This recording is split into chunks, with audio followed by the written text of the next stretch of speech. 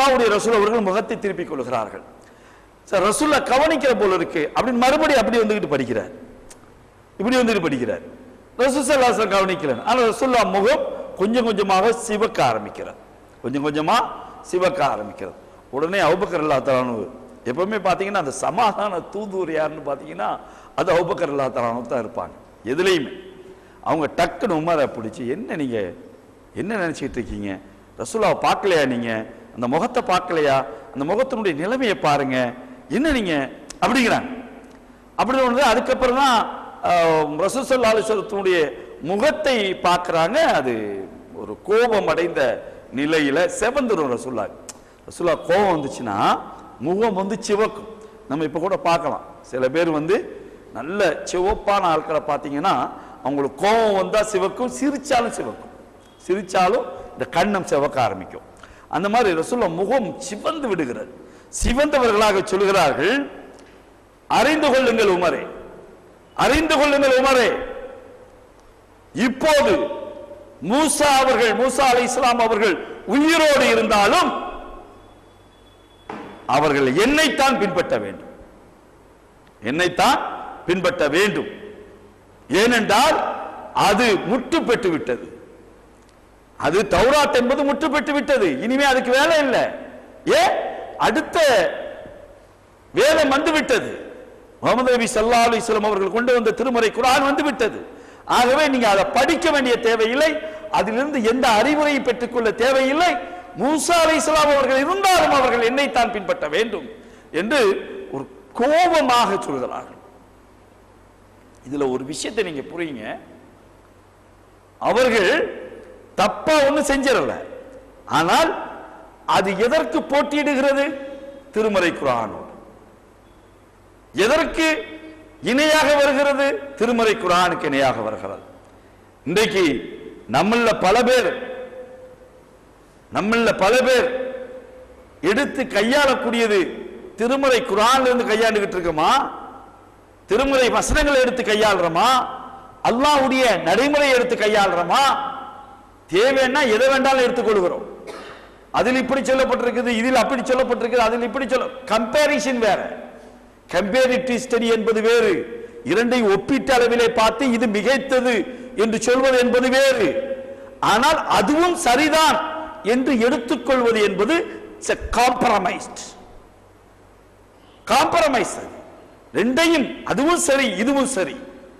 என்றைக்குமே ஒன்றை புரிந்து கொள்ளுங்கள், ஹக்கும் பாத்திலும் ஒன்றாகாது, சத்தியமும் அசத்தியமும் ஒரு இடத்தில் இருக்க முடியாது, தர்மமும் அதர்மமும் ஒரு இடத்தில் இருக்காது, ஒரு இடத்தில் ஒன்றாக இருக்க முடியாது. இதற்கு தான் கோபப்படுறாங்க. அல்லாஹ் சாபமிட்டு சொன்னவர்கள் யூதர்களைத்தான் அல்லாஹ் சாபமிடுறான். நீங்க திருமறை குர்ஆன்ல எடுத்தீங்கன்னா வேற எந்த சமுதாயத்தையும் இந்த அளவுக்கு அல்லாஹ் சாடி இருக்க மாட்டான். யூத சமுதாயத்தை தான் அதிகமாக அல்லாஹ் சாடுவான். ஏன் சாடுகிறான்? அந்த சமுதாயத்துக்குத்தான் அல்லாஹ் அளப்பரிய நன்மைகளை செய்தான். அளப்பரிய நன்மைகள், இந்த அளவுக்குள்ள நன்மைகள். மண்ணு செல்வா யாருக்கு வந்தது? யாருக்கு அல்லாஹ் இறக்கி கொடுத்தான்? மண்ணு செல்வா, சொர்க்கத்தினுடைய உணவு அவர்களுக்கு அருளப்பட்டது. அதை சாப்பிட்டுக்கிட்டு நிம்மதியா இருக்க வேண்டியவனுங்க என்ன கேட்டானுங்க? எங்களுக்கு வெங்காயம் வேணும், பூண்டு வேணும், பருப்பு வேணும், கீரை வேணும், இதெல்லாம் கேட்டானுங்க. குர்ஆன்ல வருது. நான் வந்து கதையோ கற்பனையோ சொல்லல, ஆனா அதெல்லாம் ஒப்பிட்டு பாருங்க. பூண்டு, வெங்காயம், பருப்பு, கீரை இங்கே இருக்கா? யார் சாப்பிடுறா தெரியுதா? யார் சாப்பிடுறான்னு தெரியுதா? அந்த யூத குலத்திலிருந்து இந்த சாமிரிகளாக வெளியிலே வந்தார்களே, காலை மாலை வணக்கத்துக்குரியதா எடுத்துக்கிட்டு வெளியில வந்தாங்களே, அந்த குரூப் இங்கே இருக்கு. அதேதான் அவன் அப்பன், இவன் மவன் அர்த்தம். அவன் அப்பன்னா இவன் மவன். பிரிஞ்சு அது மூசா நபியினுடைய காலத்திலே பிரிகிறான். ஷாமிரி மூசா நபியினுடைய காலத்திலேயே பிரிகிறான். தெரியலையா? அந்த வரலாற்று உண்மை உங்களுக்கு தெரியலையா? அல்லாஹ் வந்து அழைப்பதாக ஜிப்ரீல் அலைஹிஸ்ஸலாம் வந்து அழைக்கிறார்கள் மூசா நபி அவர்களை. அப்போ ஜிப்ரீல் அலைஹிஸ்ஸலாம் வந்த உடனே அந்த வந்துட்டு அவர்கள் போகக்கூடிய அந்த இடம் இருக்குல்ல, அந்த அதிர்வு இருக்கு இல்லையா, அந்த மண்ணை எடுத்து இவன் என்ன பண்றான்? எல்லாத்தையும் உள்ள தங்கங்களை எல்லாம் வாங்கி அதை ஒரு காளை மாடாக செய்கிறான். காளை மாடாக செய்கிறான். ஷாமிரி என்று சொல்லக்கூடிய பொற்கொள்ளன் செய்கிறான். செஞ்சுட்டு என்ன பண்றான், அந்த மண்ணை எடுத்து அந்த அதிர்வு, அது இன்னும் சொல்கிறேன் அதிர்வு, அதிர்வு, அதிர்வில் அத்தனையிலும் அணுக்கள் இருக்கிறது. அணுக்கள் அத்தனையிலும் அந்த அந்த வேப்பேட் ஆகக்கூடிய தன்மை இருக்கிறது. அதை தூக்கி உள்ள ஓடுறான். போட்டோன்னு பேங்குது, ஒரு சவுண்ட் ஒண்ணு கொடுக்குது. மூசா எங்கேயே தேடி போறாரா, கடவுள் எந்த இருக்கிறா மூசா. மூசா கடவுள் எங்கேயே தேடுகிறார், இறைவனை எங்கேயே தேடி செல்கிறார். இதோபா, அதுல முக்காவாசி இல்ல, 90 இல்ல, 99% விழுந்துட்டான். தன்னுடைய தம்பி கிட்ட ஒப்படைச்சிட்டு போறாங்க, ஹாரூன் அலைஹிஸ்ஸலாத்தை ஒப்படைச்சிட்டு போறாங்க. நீங்க பாத்துக்கிறீங்க. வந்து பார்த்தா எல்லா பையனும் வந்து மாடை வச்சு கும்பிட்டு இருக்கான், நந்தியை வச்சு வணங்கிட்டு இருக்கிறான். வந்து பாக்குறாங்க, தன்னுடைய தம்பியினுடைய தாடியை பிடிச்சு போடுறாங்க. போடு ஆடியை பிடிச்சி அடிக்கிறாங்க தம்பிய. இன்னும் என்ன செய்ய சொல்றீங்க, நான் எவ்வளவு தடுத்து பார்த்தேன் கேட்க மாட்டேங்கிறான், இப்படி போயிட்டானுங்களே அப்படின்னு சொல்றப்போ மூசா நபி வான் பண்றாங்க. மீண்டும் திரும்பி அல்லாஹ் என்பவன் இதில் இல்லை, அல்லாஹ் என்று தனித்தவன், மிகைத்தவன், நீங்கள் அறியாதவன், உங்களை அறிந்து கொண்டிருக்கக்கூடியவன், திரும்பி வந்து விடுங்கள் சொல்றப்ப கிட்டத்தட்ட முக்காவாசிக்கு மேற்பட்ட மக்கள் மீண்டும் அல்லாஹ்வை வணங்கக்கூடிய மக்களா மாறுறாங்க. ஆனா இந்த ஷாமிரியுடைய குரூப் வழிகட்டு அவர்கள் அங்கிருந்து வெளியேறுகிறார்கள். அந்த வெளியேறியக்கூடிய குரூப் தான் இந்த பக்கம் வந்திருக்க முடியும் என்பது வரலாற்று ஆசிரியருடைய ஒரு பார்வை. அதுக்கு சின்ன சின்ன ஆதாரங்கள் இருக்குது. இப்பயும் நீங்க பாத்தீங்கன்னா பெரிய பெரிய பெரிய பெரிய மிக பிரம்மாண்டமான கோவில்கள் அத்தனையிலும் முன்னாடி என்ன இருக்கும், என்ன இருக்கும், நந்தி, காளை மாடு, நந்தி இருக்கும். அதே தானே எல்லாம் ஒப்பீட்டளவில் பார்த்தீங்கன்னா நிறைய விஷயங்கள் அப்படியே பின்னாடி வரணும், நிறைய விஷயங்கள் நம்மளால பார்க்க முடியும். அது வேறு, அதுக்கு நம்ம போக விரும்பல இப்ப. ஆனால் அந்த யூத கோத்திரத்தை மாதிரி அல்லாஹ் வந்து வேற எதையும் சபிச்சது கிடையாது. உமர் அவர்களே, அதை கொண்டு வரீங்களா, அதை கொண்டு வர்றீங்களா? அல்லாஹ்வோடு ஒப்பிடக்கூடிய அளவில் வேற எதுவுமே கிடையாது. அல்லாஹ்வுடைய ரசூலோடு யாரையும் ஒப்பிட்டுக் கூட கூடாது. நமக்கு கிடைக்கிற படிப்பினாதான் மூசா நபியே கொண்டு வந்து நிறுத்தக்கூடாதுன்னா நம்ம மத்த யாரையும் கொண்டு நிறுத்த முடியுமா? அல்லாஹ்வுடைய ரசூலோட ஒப்பிட முடியுமா? நீங்க ஒப்பிட்டளவில் கூட யாரையும் கொண்டு வர முடியாது. இது நமக்கு இங்கே கிடைக்கின்ற பாடம். உமர் ரலியல்லாஹு அவர்களுக்கு அல்லாஹ்வுடைய ரசூல் அந்த அளவுக்கு கோபப்படுகிறார்கள் என்றால் சொல்லக்கூடிய விஷயத்தில் சிதைவு வந்துவிடக் கூடாது.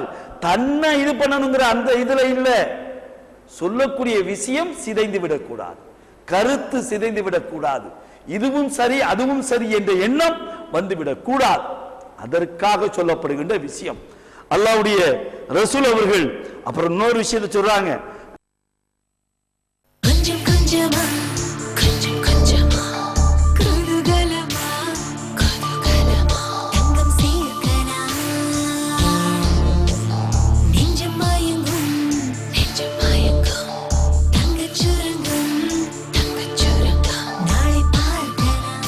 ஜுவல்லர்ஸின் கோல்டன் கிரைண்ட் சேவிங் ஸ்கீமில் இன்றே சேருங்கள், தங்கத்தை எளிதாய் சேருங்கள். இத்திட்டத்தில் செய்கூலி சேதாரம் இல்லை. Fathima jewellers. NSC post road Husainiya jewellers. தரமான தங்க நகைகள், புத்த புது டிசைன்கள், அன்பான உபசரிப்புக்கு Husainiya jewellers. Husainiya jewellers 168 NSC post road, Chennai 79. கண்கவர் அணிகலன்களின் சாம்ராஜ்யம் ஹூர்லின் கவரிங். அழகின் அழகிற்கு ஆனந்த ஆபரணம். ஹூர்லின் கவரிங். எண்ணற்ற மாடல்கள், எண்ணங்களுக்கு ஏற்ற டிசைன்கள். ஹூர்லின் கவரிங். மங்கையரின் மனங்களின் ஹூர்லின் கவரிங். இப்பொழுது பரபரப்பான விற்பனை. பண்டிகை கால சிறப்பு தள்ளுபடி. Velachery main road, Thandeeswaran bus stop near Velachery, Chennai 42. Phone number 04422431446 900322295. இந்த பாவிகள் எப்படிப்பட்டவன் அல்லாஹ் சொல்லலையா உங்களுக்கு? இவர்கள் தூதரை கொலை செய்யக்கூடியவன், பின்னாடி வந்த தூதர்களை எல்லாம் இவர்கள் கொலை செய்யக்கூடியவர்கள், இவர்கள் கொலை செய்து விட்டவர்கள். இத்தகையவர்கள் எப்படி நல்லவர்களாக இருக்க முடியும்? உங்களுக்கு உற்ற நண்பனாக இருக்க முடியும், உற்ற நண்பனாக இருக்க முடியும். இந்த கேள்வியை வைக்கிறாங்க. அப்போ உமர் ரலியல்லாஹு கொஞ்சம் இதாயிடுது. உடனே மறுபடி போறாங்க, அந்த யூத கோத்திரத்தில் போறாங்க. போய் அல்லாஹ் முகமது நபியை பத்தி உங்க தௌராத்துல சொல்லியிருக்கானா இல்லையா? இவர் வம்பு பிடிச்ச ஒரு மனுஷன், ஒரு மாலை நிப்பாட்டி வைக்கலாம் முடியாது. அவர் சரிகாணுகின்ற வரையிலும் அந்த விஷயத்தில் அப்படியே ஒரு ஆர்ப்பாட்டத்திலே இருப்பார் மனுஷன். அங்க போய் என்ன கேட்கிறாரு, உன் தௌராத்துல முகமது நபியை பத்தி இருக்கா இல்லையா சொல்லு. அந்த யூத அதுல உள்ள நல்லவர் என்ன சொல்றாரு, ஆமா தௌராத்துல கண்டிப்பாக முகமது நபியை பத்தி கூறப்பட்டிருக்குது. இன்னும் சொல்ல போனா நாங்க அதனாலதான் இங்கேயே வந்து குடியேறி இருக்கோங்க, அதனாலதான் வந்து குடியேறிக்குன்னு சொல்ற அளவுக்கு சொல்றாங்க.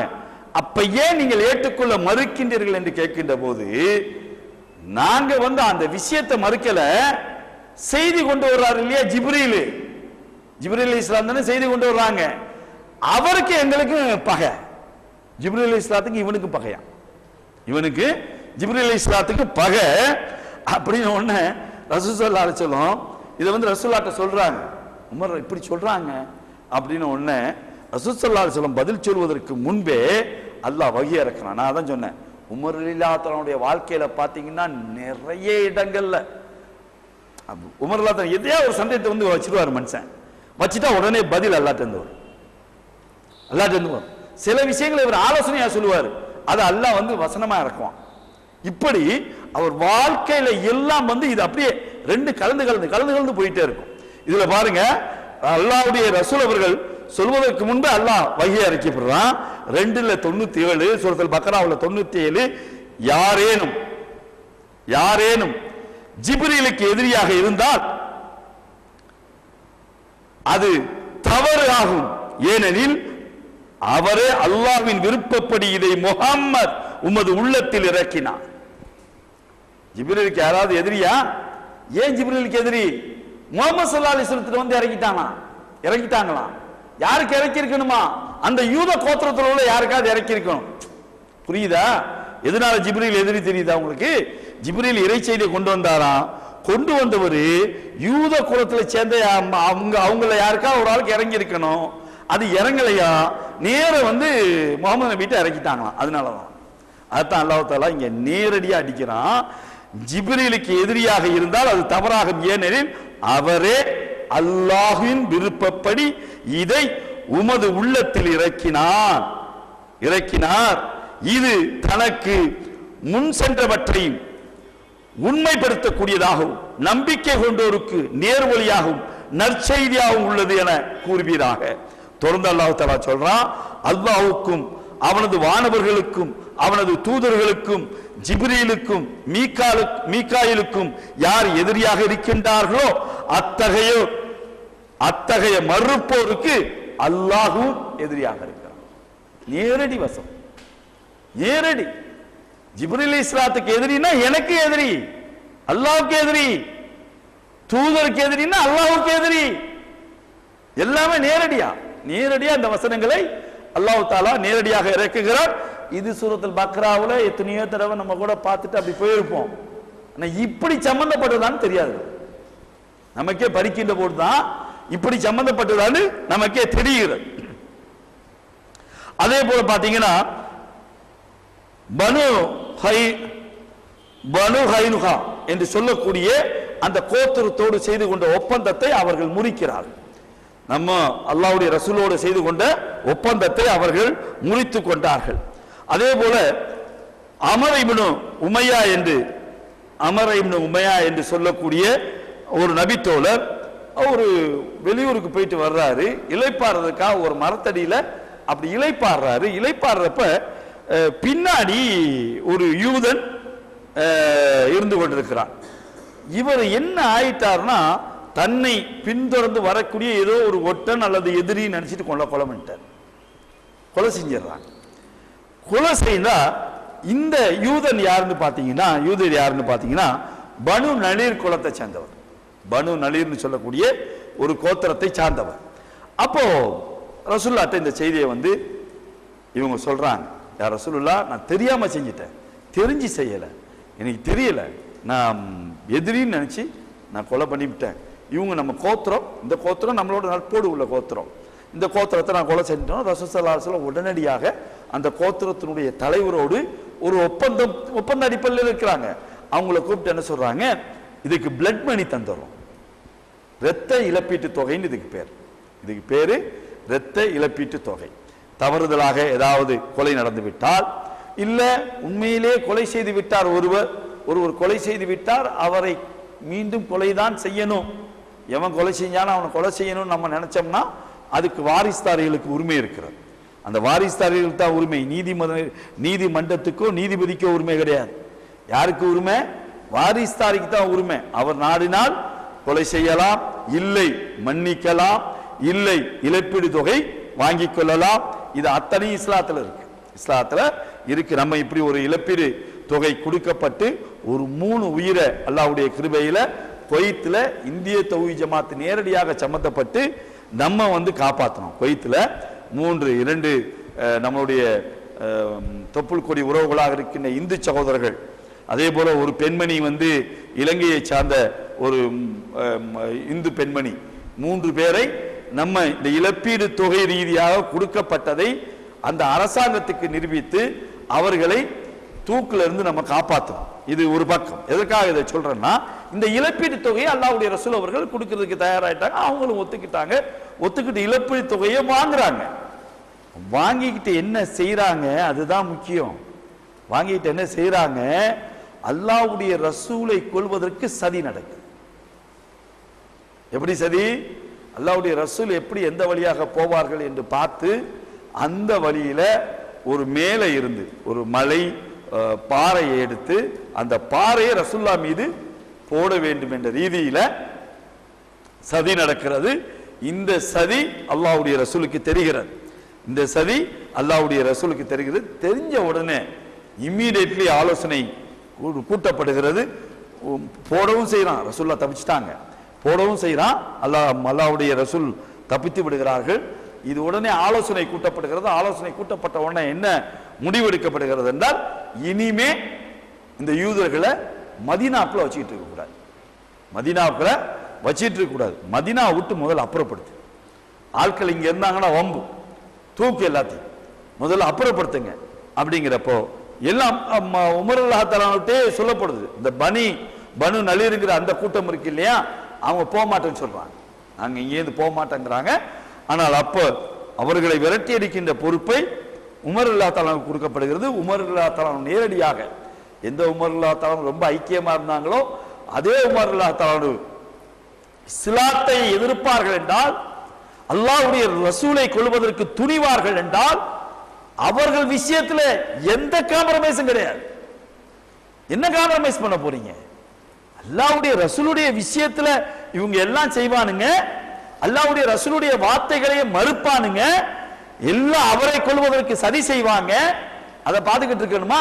உமர் ரலியல்லாஹு தஆலா அப்படியே டேனாகி அவர்களை அடித்து விரட்டுகிறார்கள். இதுதான் அகல் யுத்தமாக மாறுகிறது. அகல் யுத்தமாக ஏற்கனவே அபூபக்கர் ரலியல்லாஹு தஆலா நம்ம அகல் யுத்தத்தை பார்த்தோம். ஆனா அதே அகல் யுத்தத்துல அது அபூபக்கர் ரலியல்லாஹு தஆலா பார்ட் மட்டும் பார்த்தோம். கொஞ்சம் கொஞ்சமா கொஞ்சம் கொஞ்சமா குதூகலமா குதூகலமா தங்கம் சேர்க்கலாம், நெஞ்சம் மயங்கும் தங்கச் சுரங்கம் நாளை பார்க்கலாம். ஃபாத்திமா ஜுவல்லர்ஸின் கோல்டன் கிரைண்ட் சேவிங் ஸ்கீமில் இன்றே சேருங்கள், தங்கத்தை இனிதாய் சேருங்கள். இத்திட்டத்தில் செய்கூலி சேதாரம் இல்லை. Fathima jewellers. NSC post road Husainiya jewellers. தரமான தங்க நகைகள், புத்த டிசைன்கள், அன்பான உபசரிப்புக்கு Husainiya jewellers. Husainiya jewellers 168 NSC post road, Chennai 79. என் பாப்பாக்கு உடம்பே சரியில்லை. என்ன ஆச்சு? தலைவலி வந்ததா? மருந்து கொடுத்தேன், சரியா போச்சு. ஆனா கால்வலி வந்துச்சு, கால்வலிக்கு மருந்து கொடுத்தேனா சரியா போச்சு. ஆனா எல்லா வலியும் வந்துச்சு. ஒரு வியாதிக்கு மருந்து சாப்பிட்டு இன்னொரு வியாதி வரணுமா? நோ, இனி வராது. யுனானி மருத்துவம் தான் நோயையும் குணப்படுத்தும், உடலையும் பலப்படுத்தும். யுனானினா ரபானி, ரபானினா யுனானி. Doctor Hakeem S A. சையத் சத்தார், ரப்பானி வைத்தியசாலா, ராயப்பேட்டை. இந்த நிகழ்ச்சி தொடர்ந்து வர வாழ்த்தும் நெஞ்சங்கள். பிஸ்மில்லாஹிர் ரஹ்மானிர் ரஹீம்.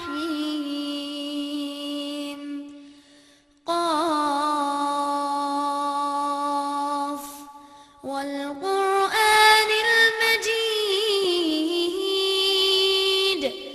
بل عجبوا أن جاءهم منذر منهم فقال الكافرون.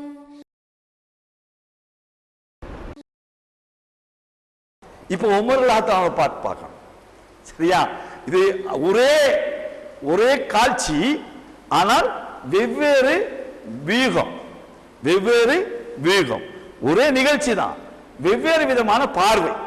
அபூபக்கர் ரலியல்லாஹு அன்ஹு அகல் யுத்தத்தை பார்த்தது ஒரு விதம், உமர் ரலியல்லாஹு அன்ஹுடைய விதத்திலிருந்து அகல் யுத்தம் எப்படிப்பட்டது. இது ஹிஜ்ரி 5 நடக்குது. யூதர்களுடைய எல்லா கோத்திரமும் ஒன்றிணைக்கப்படுகிறது. 12 கோத்திரமும் ஒன்றிணைக்கப்படுகிறது. 12 கோத்திரம் ஒன்றிணைச்சுக்கிட்டு என்ன செய்யறானுங்க, மக்கத்து காபிர்களையும் போய் அழைக்கிறாங்க. மக்கத்து குறைசிகளையும், இப்ப நாங்க ரெடி ஆயிட்டோம், நீங்களும் படையெடுத்து வாங்க, நாங்கள் படையோடு நாங்க ரெடியா இருக்கிறோம், 2 பேரும் சேர்ந்து அதிரடியாக ஒரு தாக்குதலை நிகழ்த்துவோம் வாங்க அப்படி என்று தூது செய்தி அனுப்பப்படுகிறார். தூது செய்தி அனுப்பி வைக்கப்படுகிறது. எந்த அளவுக்கு தூது செய்தி அனுப்பி வைக்கப்படுதுன்னு பாத்தீங்கன்னா, 12,000 வீரர்கள் குறைசிகள் அங்கேருந்து 12,000 பேர் படை திரட்டிக்கிட்டு வர்றாங்க. ஒரு 2,500 ஒட்டகம். 2,500 ஒட்டகம்னா எந்த அளவுக்கு ஒரு ஒட்டகத்துக்கு 3 பேர் வீதம் 4 பேர் வீதம் பயணப்படலாம். அந்த அளவுக்கு அந்த ஒட்டகம் அதே போல குதிரை வீரர்கள் தனியாக இது பண்றாங்க. இது போக ஒரு 10,000 வீரர்கள் வந்து பனு கினானா என்ற அந்த கோத்திரம் பார்த்தோம் இல்லையா, அவங்க ஒரு 10,000 பேரை படை வீரர்களை திரட்டி வைத்துக் கொள்கிறார்கள். இவங்க அத்தனை பேரும் இதோடு வந்து திகாமா என்று சொல்லக்கூடிய அந்த மக்களும் இவர்களோடு சேர்ந்து கொள்றாங்க. சேர்ந்தா ஒரு பெரும் படையாக கிட்டத்தட்ட ஒரு 30,000 பேர் கொண்ட ஒரு படையாக திரட்டப்படுகிறது. திரட்டப்படுறப்ப அல்லாஹ்வுடைய ரசூல் அவர்கள் சல்மான் ஃபாரிசி ரலியல்லாஹு தஆலா அவர்களுடைய மிகப்பெரிய அவங்க அந்த போர் தந்திரத்தை அவங்க கற்றுக் கொடுக்குறாங்க. என்ன சொல்றாங்க, இப்படி போர் நடக்கின்ற போது நாங்க அகல் தோண்டி எங்கள் ஊரை பாதுகாப்போம் அப்படின்ட்டு அகல் தோண்டக்கூடிய அந்த முறையை அவர்கள் தான் சொல்லி கொடுக்குறாங்க. அகல் தோண்டப்படுகிறது. ஏற்கனவே அகலை பத்தி உங்களுக்கு தெரியும். இன்றைக்கு கூட நீங்க பார்க்கலாம், வேலூர் கோட்டையில பார்க்கலாம். இந்த மாதிரி கோட்டை கொத்தரங்கள் எங்கெல்லாம் இருக்கிறதோ அங்கெல்லாம் அகல் தோண்டப்பட்டிருக்கும். இது பிரம்மாண்டமா அகல் தோன்றாங்க. ஒவ்வொரு ஏரியாவுக்கும் 10 பேர் கொண்ட குழுக்கள் அமைக்கப்படுகிறது. அந்த குழுக்கு ஒரு தலைமை அமைக்கப்படுகிறது. அந்த 10 பேர் கொண்ட குழுக்கள் இருக்கு இல்லையா, இதெல்லாம் ஒருங்கிணைத்து ஒரு தலைமையின் கீழ் வருகிறது. அது உமர் ரலியல்லாஹு தலைமையா இருக்கிறாங்க. உமர் ரலியல்லாஹு தலைமையா இருக்கிறாங்க. இந்த பெரிய அளவுல பள்ளம் வெட்டி அந்த பள்ளத்தை தாண்ட முடியாத அளவுக்கு விஸ்தீர்ணமான பள்ளம் ஃபுல்லா மதீனாவை சுற்றி. அப்போ யாருமே தாண்டி உள்ள வர முடியாத ஒரு சூழல். இந்த சூழலில் அவர்கள் ஒரு மாதம் முற்றுகை. ஒரு மாதம் இங்கே முஸ்லிம் படைகளுடைய கையிருப்பும் குறைகிறது. முஸ்லிம் படைகளுடைய கையிருப்பு கம்மியாயிருச்சு. மொத்தத்துல அந்த பக்கம் பாத்தீங்கன்னா அவங்க குறைசிகளுடைய படையிருப்புல பாத்தீங்கன்னா அவங்களுக்கும் வேறுபட்ட ஒரு நிலை ஏற்படுகிறது. எல்லாம் சேர்ந்து ஒன்னில்லாம ஆக்கப்படுது. ஒரு வகையான ஒரு சூழல், ஒரு மோசமான ஒரு சூழல் உருவாகிறப்போ அந்த அகல் தோன்றப்ப எல்லாரும் சேர்ந்து தோன்றாங்க. அல்லாஹ்வுடைய ரசூல் அவர்களும் அகல் தோண்டினார்கள் என்று நம்மளால பார்க்கிறோம். அதுல உமர் ரலியல்லாஹு அன்ஹு ஈடுபடுறாங்க. எதிரிகள் வந்து மோசமான தாக்குதல் நிகழ்த்தப்படுகிறது. ஆனா முஸ்லிம் தரப்புல இருந்து யாருமே உயிர் பலி இல்லை என்று சொல்லலாம். எதிர் தரப்புல தான் அதிகமான பலியீடுகள் நடக்கிறது. அதற்கு காரணம் இந்த அகல். ஆனால் அந்த குறைசிகளுடைய படை இருக்குது, அது ஒரு கூட்டுப்படை. இந்த பக்கம் முழுக்க இவர்கள் எல்லாம் யூதர்கள் எல்லாம் சேர்ந்து கொண்டார்கள். யூதர்கள் மாத்திரம் இல்லாமல் குறைசிகள் அல்லாத சில கோத்திரங்களும் சேர்ந்து கொண்டார்கள். ஒரு கூட்டுப்படை. எப்பவுமே வந்து இஸ்லாத்தை அழிக்கிறதுக்குன்னா எல்லாம் கூட்டுப்படையா தான் வருவாங்க போல. நேட்டோ படம் வர்றான் இல்லையா, இப்பவும் கூட நேட்டோ படம் தானே. நேட்டோ படம் தான் இஸ்லாமிய அந்த அரசுகளை நோக்கி இவனுங்க தான் படம் எடுப்பானுங்க. படம் எடுக்கிறவங்களாம் நேட்டோ படம் தான் எடுப்பான். ஏன்னா அவன் தான் இஸ்லாத்தை அழிக்க நினைக்கிறவன். இந்த கூட்டுப்பட ஃபுல்லா நம்ம அவன் விஷயத்துல சரியா இருந்தாகும். இஸ்லாத்தை இவர்கள் அழித்து விடுவார்கள் என்பதை நம்ம பார்க்க வேண்டியதாக இருக்கிறது. இது ஒரு பக்கம். அடுத்து பாத்தீங்கன்னா லுகர் தொழுகை வந்து அவங்கள விட்டு போயிடுச்சு, அந்த வக்து தப்புது. அப்போ உமர் அல்லாஹ் தஆலா ரொம்ப கடுமையான கோபத்துல இருக்கிற அந்த கையில் இருக்கிற வில்ல கீழே அடிச்சுட்டு சொல்றாரு, இவனுங்க நாசமாகட்டும், இந்த எதிரிகள் நாசமாகட்டும், என்னை விட்டு லுகர் தொழுகை போயிடுச்சு அப்படிங்கிற அல்லாஹ்வுடைய ரசூல் சொல்றாங்க. எனக்கும் தான் உமர, எனக்கும் தான் போயிடுச்சு அப்படின்னோடனே அல்லாஹ்வுடைய ரசூல் அவர்களை இமாமத் செய்ய இவர்கள் பின்னோக்கி நின்று தொலை அந்த தொழுகை நிறைவேற்றப்படுறதா பார்க்கிறோம். ஒரு வக்து தொழுகை வக்து தான் தப்புது, நல்லா கவனிக்கணும், வக்து தான் தப்புது. அதுவே தாங்கிக் கொள்ள முடியல அந்த நம்பிக்கையாளர்களால், அந்த தோழர்களால், அந்த இஸ்லாத்தை ஏற்றுக்கொண்ட அந்த மக்களால். ஆனா நம்மள்ட்ட எத்தனை ஆயிரம் பக்துகள் போயிட்டு இருக்கு, எத்தனை ஆயிரம் பக்துகளை நாம் இழந்துகிட்டு இருக்கிறோம், எத்தனை ஜமாத்துகளை இழந்துகிட்டு இருக்கிறோம். எந்த ஜமாத்திலையாவது ஒழுங்கான முறையில் ஜமாத்தை பின்பற்றி தொழக்கூடிய நன்மக்களாக நம்ம முதல்ல இருக்கிறோமா? நம்ம மத்தியில் அந்த நடைமுறை இருக்கிறதா? யோசனை பண்ணி பாருங்க. அது நம்ம நிறைய பேசுறோம், உமர் இல்லாதவன் வீரத்தை போல் உண்டா, நாங்கள் உமருடைய வாரிசுகள். உமருடைய வாரிசு, உமர் எப்படி நடந்தாரு அப்படி நடங்கல. உமர் ஒரு வக்து தப்புறதுக்கு அந்த அளவுக்கு கோவப்பட்டு போய் எதிரிகள் மேல கோவப்பட்டு போய் அந்த வக்தையும் ஜமாத்தோடு தொழுதார். அந்த இதையும் ஜமாத்தோடு அல்லாஹ்வுடைய ரசூல் சேர்ந்து தொழுதாங்க. அதுக்கப்புறம் தான் போர் சம்பந்தப்பட்ட இடங்களில் எப்படி தொழுகையை நிறைவேற்ற வேண்டும் என்பதற்கான ஆயத்துகள் அதுக்கப்புறம் இறங்க ஆரம்பிக்குது. அது ஒரு பக்கம். எதற்காக நான் இதை சொல்றேன்னா, இந்த அளவு இந்த ஒரு மாசம் நீடிக்கக்கூடிய இந்த நீடிப்பு ஒரு பக்கம் இருப்பு குறைய ஆரம்பிக்குது, அவனுங்க இருப்பும் குறைய ஆரம்பிக்குது, அவனுங்க எடுத்தேறியில வந்திருக்கான், அவனுங்க இருப்பும் குறைய ஆரம்பிக்குது. ஒரு கடுமையான புயல் காட்டு கிளம்புது, கடுமையான புயல் காட்டு. புயல் காட்டுனா ஒரு நிதானமிற்ற புயல் காட்டு வேகமாக சுத்தி அடிக்குது, தாங்க முடியல, எதிரிகளால் தாங்க முடியல, இவங்களால் தாங்க முடியும். ஏன்? இவங்களுக்கு வீடு இருக்கு, மதீனா எல்லையில தானே நிக்கிறாங்க, மதீனா எல்லையில தானே அகல் தோண்டி வச்சிருக்கு, மற்ற பேர் போய் ரெஸ்ட் எடுத்துட்டு வந்துக்கலாமே, அந்த அளவுக்கு தானே இருக்கு அகலுடைய தன்மை. அதனால இவர்களால் தாங்கிக் கொள்ள முடியும், அவர்களால் தாங்க முடியவில்லை. அல்லாஹ் ஒரு பெரிய சோதனையை உள்ளாக்குகிறான். அபூ சுஃபியான் நின்று பார்த்துட்டு நடக்கல, காரியம் நடக்கலன்னு தன்னுடைய படையை திருப்பிக்கிட்டு மக்காவை நோக்கி போய்விடுகிறார், மக்காவை நோக்கி போய்விடுகிறார். அதுவரையிலும் ஆர்ப்பரித்துக் கொண்டிருந்த யூத கோத்திரம் வேற வழியே கிடையாது, முஸ்லிம்கள் நம்மளை ஒன்றுமில்லாமல் ஆக்கி விடுவார்கள் என்ற நிலையில் அவர்களும் அந்த முற்றுகையை வாபஸ் வாங்கிக் கொள்கிறார்கள். பின்பு அல்லாஹ்வுடைய ஒரு மாபெரும் கிருபையால் அங்கிருந்து ஒரு வெற்றியோடு முஸ்லிம்கள் திரும்பி வருகின்ற காட்சியை நாம் பார்க்கிறோம்.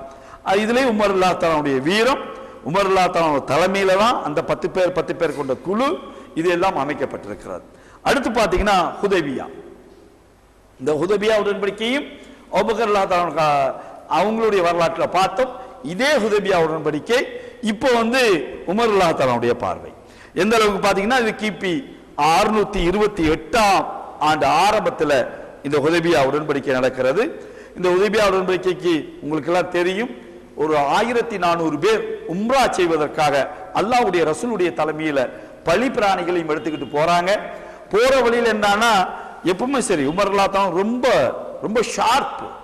என்ன சொல்றாங்க, எல்லாம் ஆயுதத்தை எடுத்துட்டு வர வேணாங்கிறாங்க ரசூலுல்லாஹ். ரசூலுல்லாஹ் என்ன சொல்றாங்க, ஆயுதத்தை எடுத்துட்டு வராதீங்க, ஏன்னா அந்த மக்கத்து காபிர்கள் நம்ம ஆயுதம் கொண்டு வரணும் பயந்து போய் நம்ம மேல போர் தொடுக்க வந்துடக்கூடாது. அப்படி நம்ம அந்த நோக்கத்தில் போகல, நம்ம வணக்கம் என்ற நோக்கத்தில் போறோம். உம்ராவை நிறைவேற்றுவதுதான் நம்ம நோக்கம்.